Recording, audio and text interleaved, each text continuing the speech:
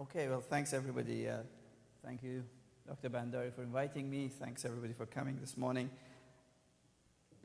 I was asked to speak on a topic which is close to my heart, so it's not difficult to fill half an hour on this. And topic is building a research program while balancing a busy clinical career. So I think I'll just kind of briefly explain to you, and I'm going to do Dr. Bandari's thing. I want to stand over here and say, what are we going to go through today? I'm going to look at my time. So introduction, I'll give you a brief introduction about myself, why I think we should do clinical research, the key steps to succeeding in doing clinical research while being a full-time clinician, the pitfalls, and of course any questions you have, and I'll be very happy to take questions and discuss with you, because I think that I learned from that as much as anybody else in this room. For those who don't know me, I'm a pediatric ophthalmologist. Usually people don't let us finish the sentence, which is also adult strabismologist. So that means I spend about 80% of my time doing pediatrics, 20% of my time also seeing adults with strabismus. I am a full-time clinician, which means I pretty much do 3.5 to 4 days a week of clinic, a day or so OR, and there is no allocated research time. I have a personal interest in research, and so what you're going to hear today is really my own experience as a clinical researcher. I'm not a basic scientist, and really just kind of how I fell into this and fell in love with it, really, and has become a bit of an obsession. So that's kind of going to be the pitch of the talk. Why should we do clinical research? So I'm a full-time clinician. I can aim to do the bare minimum for when I meet Dr. Reed every year and get my approval that I'm going okay, publish my one case report, if I really push it, do two, teach my students, do the minimum, cruise along. But I would put it to you that that's really not, I think, the nature of a lot of us in this room. So why do you want to do research? Well, it feeds our curious nature. I mean, for most of us in medicine or health-related specialties, we're curious people. We want to ask why, how, is this the best way? Who said that? Why do you think this? How so? And it suits our personality. Because we are curious people, we are competitive people. You didn't get to medical school by sitting back, not being competitive, not pushing yourself, right? So by definition, we are people who are very curious and like to push ourselves. So, but apart from just a personality trait, if you like, I'll also put it to you that there is good reasons from your practice point of view why you should do research. If you do clinical research, I think you are far, far better at understanding other people's research and reading research articles.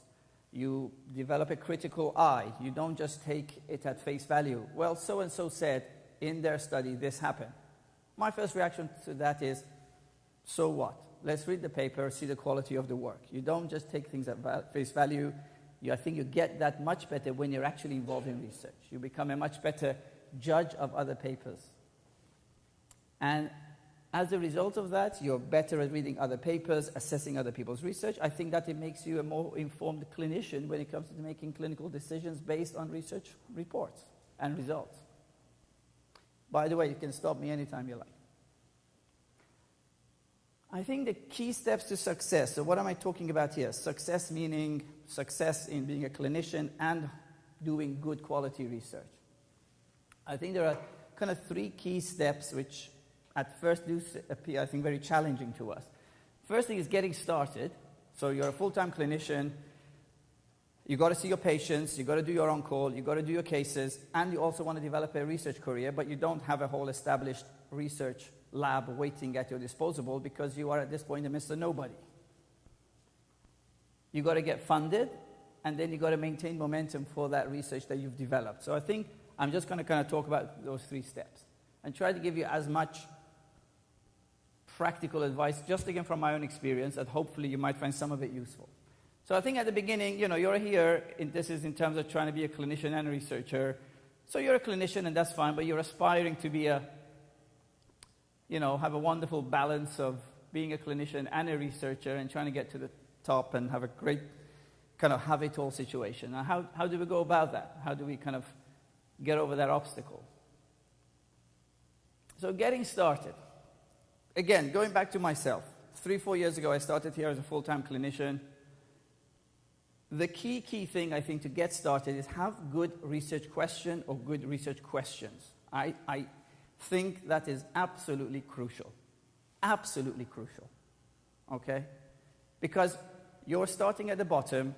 I don't have 5 research coordinators and $1 million of research grants in the bank to try this study. It doesn't work, never mind. Do this one, never mind, do that one. I don't have that luxury. I'm one person. I've got to see my patients. I want to start a career in research. Get your questions right. So it's worth spending time working on that. But that's something you have. And that, by mean, is you're a clinician. You're seeing patients every day. There are research questions coming up in your head probably 10 times a day. So think about the clinical scenarios, the patients you see. The difference I often say between people who do research and those who don't clinically is the ones who do research think about research just about probably on every patient they're seeing. How can I make this case into a research question? I had that dilemma the other day about choice of antibiotics. How can I make that into a research question? They think about research in every, pretty much, I think, day of their clinical work. That's the key difference. And then through that thinking, they come up with questions. Other people, I think, just go see the patients, go home.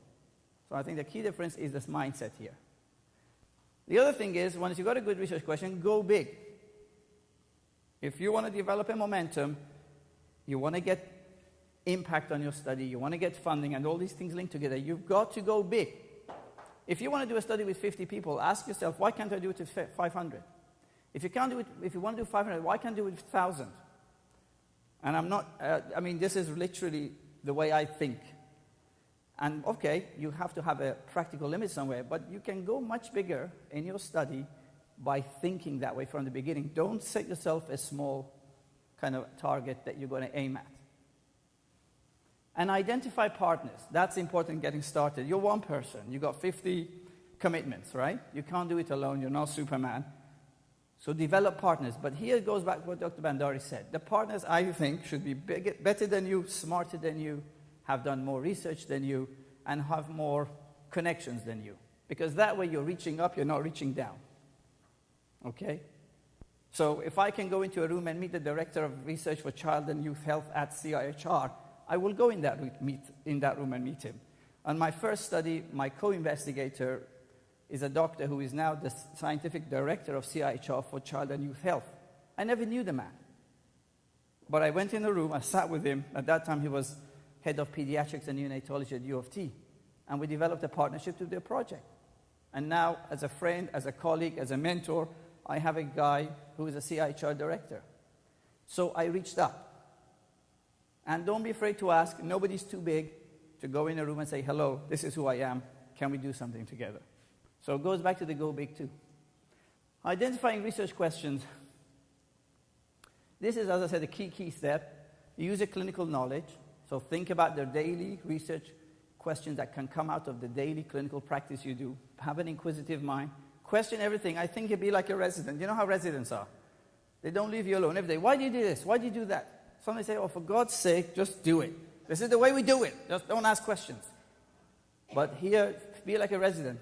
You know how it is? Inquire, just question everything.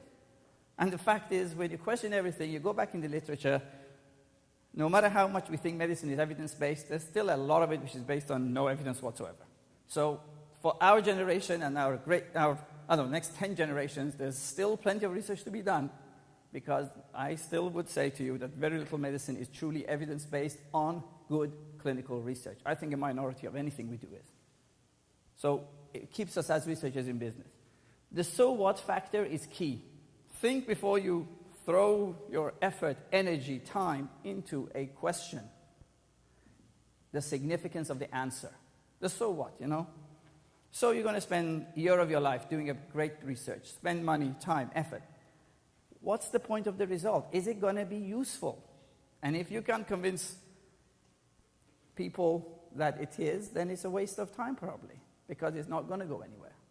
Okay? And be hard on yourself on the so what question. It's very easy to sit in your own mind. It goes back to the picture of Dr. Bandari with 5 Dr. Bandaris around him. Don't ask yourself, right? Ask colleagues around you. Bounce the idea of people, again, better than you, brighter than you in research. I'm going to do this. I think the answer is useful. What do you think? And if they say, no, sorry, it's a waste of time, get a bit more opinion. But choose the question, answer the so what factor, and if it's clinically still relevant and you think the knowledge translation, which becomes paramount, can this result affect change, then you've got potentially a winner on your hand. And I think for any of us in the room nowadays who apply for grants, the knowledge translation is extremely important. Granting bodies and review committees for, papers and studies, they're not interested in you doing a study where there is absolutely no use in the result. In other words, there will be no knowledge translation and you can't bring about change. They're going to say, well, so what? We're going to use our energy and effort to back somebody else. So I think kind of be harsh on yourself there and choose that wisely. Going big, why is that important? Well, that's really important because if you want to do a small-scale study, well, there's probably another 100 people just like you who want to do exactly the same. Why should you stand out of the crowd? Why should a funding body give you $1? Why should anybody waste their time with you?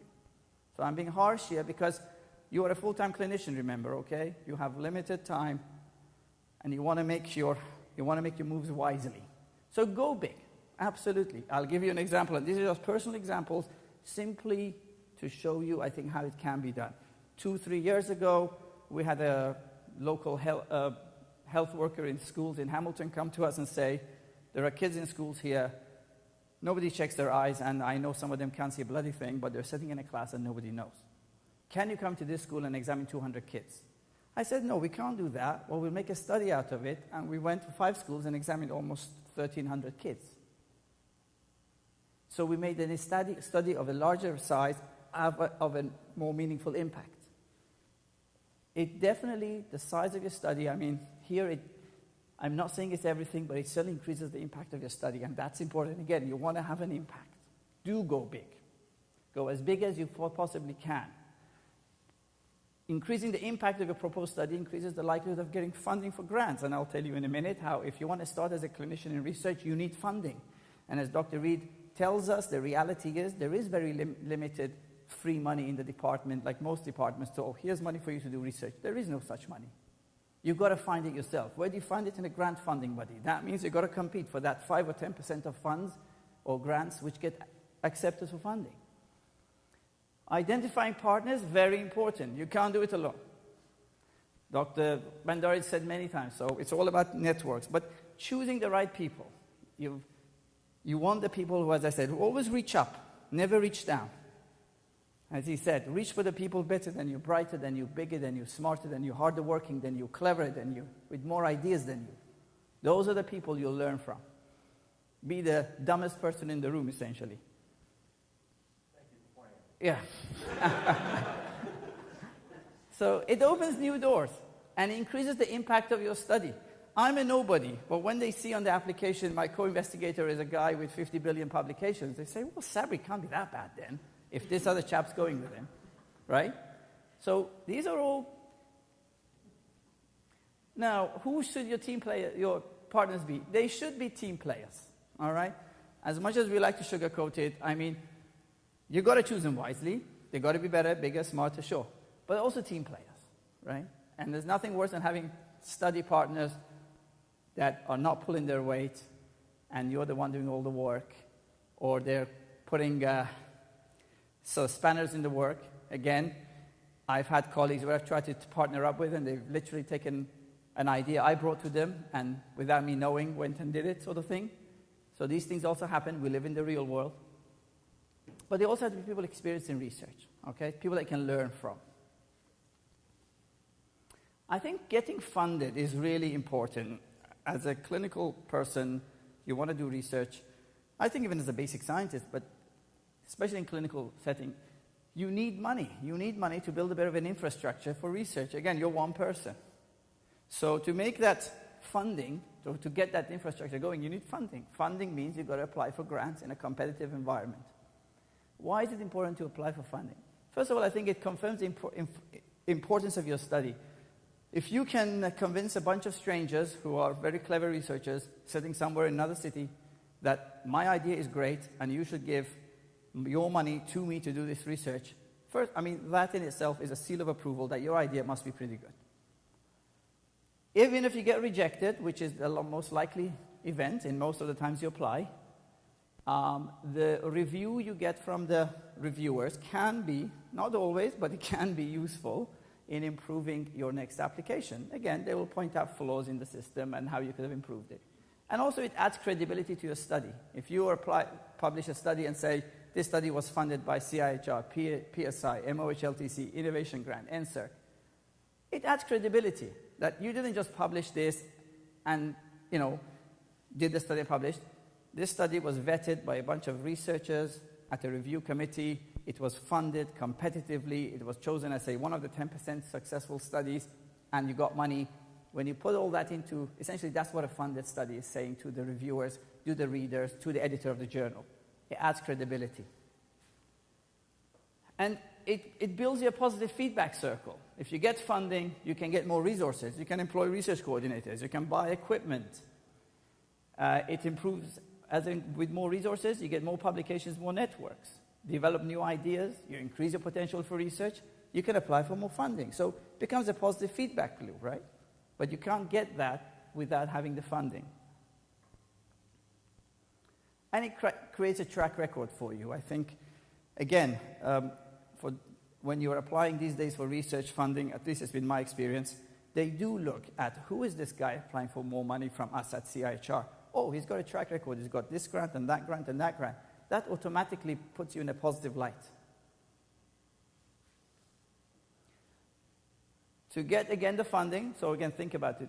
Go have a good research question. Choose your study team wisely. Choose the funding body. Grant writing is key, and perseverance. Again, I know this is not a talk today about grant writing, but it is certainly getting funded is a key part of, as a clinician, developing a research program that's sustainable. Without it, it doesn't work. It just doesn't. Choosing the funding body is really important. Research the various funding bodies.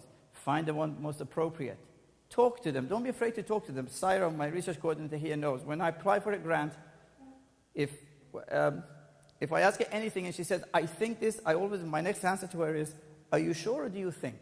And if she says, I'm not sure, I say, well, pick up the phone, call that funding body and find out the answer. Talk to previous successful applicants. But really, I would actually go as far as saying to you, any research you want to do, your next question should be, how can I get this funded? Or, I want to do this study, but is it something that can be funded? And if it can't, then think of a bigger question. Think of a better question. Develop your networks. Expand the study size.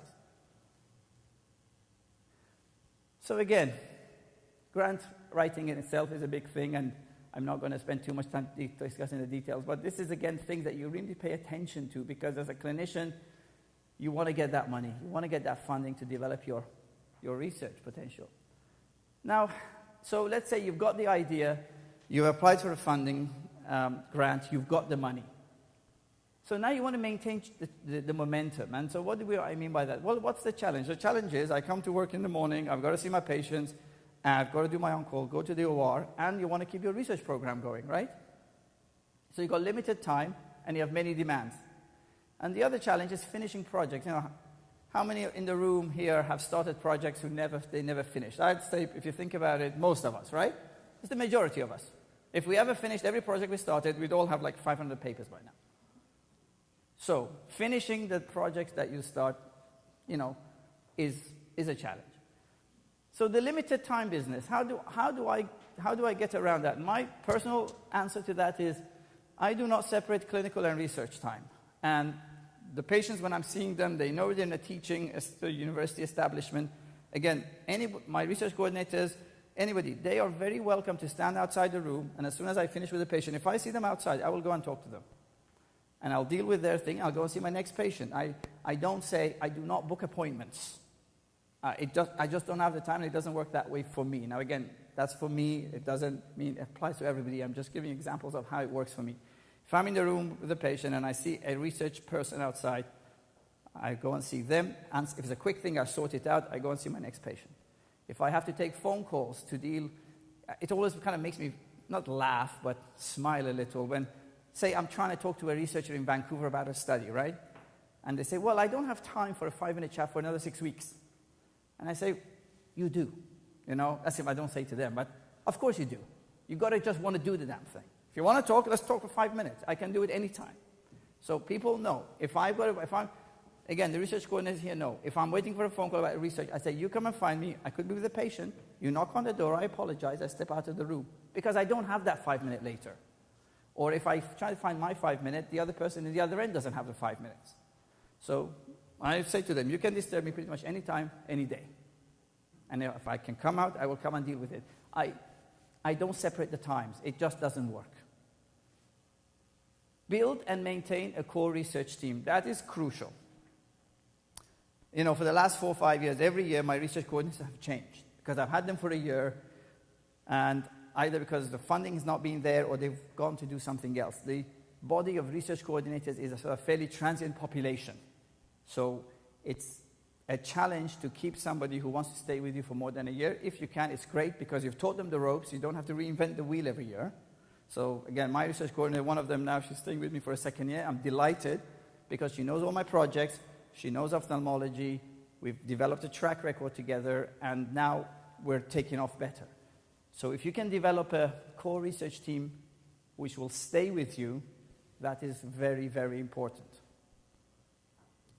And remember to ask for help. I mean, you're one person. So if I need advice on something, I might go to Dr. Bandari. I might ask Dr. Reed for something. I might ask, of course, biostatisticians I work with closely.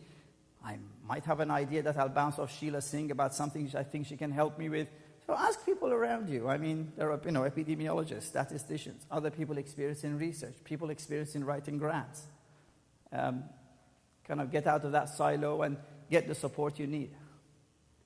To finish projects, and again, this is just my personal way of practice, and I'm just putting it up there because that's really all I know, and you may find some of it useful. Be available. I'm always available. Research to me is as important as clinical work. So, again, I'm available every day. They can come and stop me, ask me questions, the people who are doing the research with me. I'm a great believer in maintaining close personal involvement. I see my research coordinators every day of every week, pretty much. And in the 5 names you gave us to put after my family, the research coordinators are probably the people I see the most. Maintain clear division of labor. When you have people doing work for you, make it very clear. Again, you have limited time, right? But if a health science student comes to you and promises they're going to do a research project with you, and they've also given the same promise to the 50 staff they just saw the day before, I don't care about the other 50 staff. I'm delegating a project. Here's a timeline. You'll either do it or you're not. And if you're not, then that's the end of our relationship. But when you have people working with you in research, and it goes back to maintaining close personal involvement. Make it very clear. You are committing to this project. I will commit this to give you, and this is what you're going to commit to give back to me. And this is a relationship, and we're going to hold each other accountable to this. Minimize layers of, I think, just management, if you want to call it, between you and frontline researchers.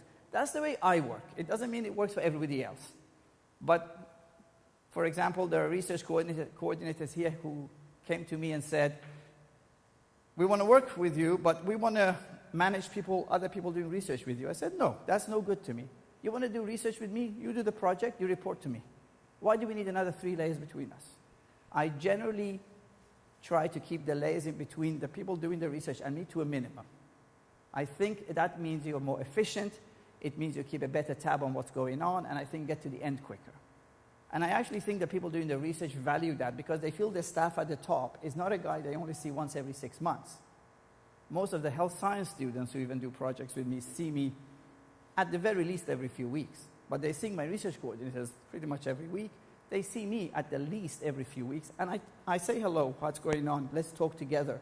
Maintain that personal involvement. You've got to put in the commitment, okay? Because then they'll do a good job for you. The pitfalls, and I'm almost at the end here, projects that go nowhere. We've all done that. I mean, you try to be wise at the beginning when you choose your projects, your questions. So I said, think of good questions, clinically important, things with an important knowledge translation arm. But you don't get them right every time, right? And again, when you don't have a lot of time and effort, you want to kind of waste, if you like. You want to minimize that. Poor choice of partners. Again, you want partners who are hardworking, pull their weight, contribute as much as you hope and expect them to. You're not always going to get it right, but you learn. and then you learn to choose wisely next time. Okay? But that's really, really important. Difficulty maintaining a good core of research coordinators. As I said, I think that's crucial. And you really become efficient once your key research coordinators around you are people that stayed with you for a while. And they know what you're about, you know what they're about, they know the topic, they know the research, they know how to write grants, and you're becoming more efficient. So if they're, it's worth giving them extra pay in their year 2, 3, 4 to keep them, because otherwise you're just reinventing the wheel every time. And then just burning out. I mean, it's, but the burning out, I mean, sure, it's, you got to try and keep a balance, but I think this is where the passion part comes in. I mean, if you really like it, you will do it. And you're not always going to get the balance right. But I think it all comes back to being something that you're passionate about. And to be honest, you get obsessive about it. And I think at the end of the day, you have to just persevere. Don't give up. It will pay off. I think if you put in the hard work, as again Dr. Bandara said, you are passionate, that comes through, and sooner or later you will get it. I mean, just this year I applied for a CIHR grant for the 3rd time in a row. I applied twice before for the same study, and it's the 3rd year around. And this time, you can only imagine how we've been applying for 3 years for this grant. Okay, each time we wait 9 months to get a result. This last time, the review responses were just atrocious. So, I get angry, I huff and I puff. And you can imagine 9 months waiting for a result that you failed. And then we go again. I'm going to wait another 9 months for the 3rd year in a row. And these applications are 270 pages. All right? Why do I do it?